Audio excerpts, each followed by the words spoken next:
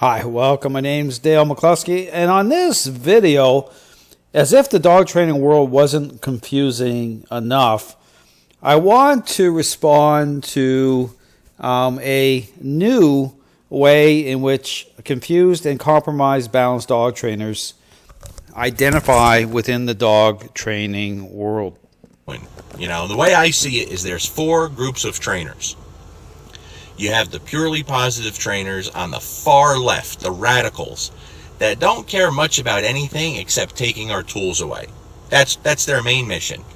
Then you have the purely positive trainers that truly do care about the animals, and they just don't believe in using tools or punishment.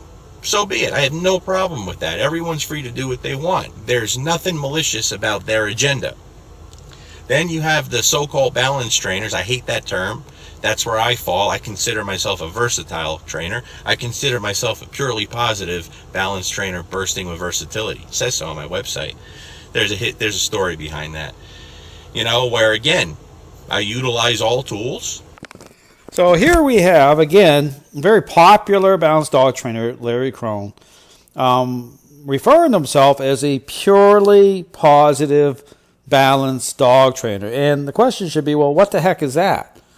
Well, again, when you pay attention to, again, these trainers with how they see, you know, the dog training world through their lens, and again, referencing, you know, purely positive trainers, and then the radicals, it starts to make sense in terms of why it is that balanced dog trainers are unable to call out those who identify as, or they identified as force-free dog trainers. Because on one hand, they give force-free dog trainers a ideological hall pass, as I call it, by way of, you know, giving them praise and props. And then on the other hand, they try to separate and try to say, well, there's some, you know, radicals in the bunch. Well, the question should be, well, what does that actually mean?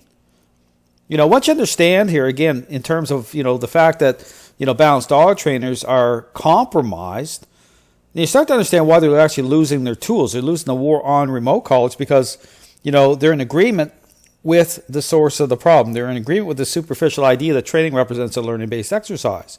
So when the force-free group says, hold on here a second, why are you using a negative to, you know, to generate a response?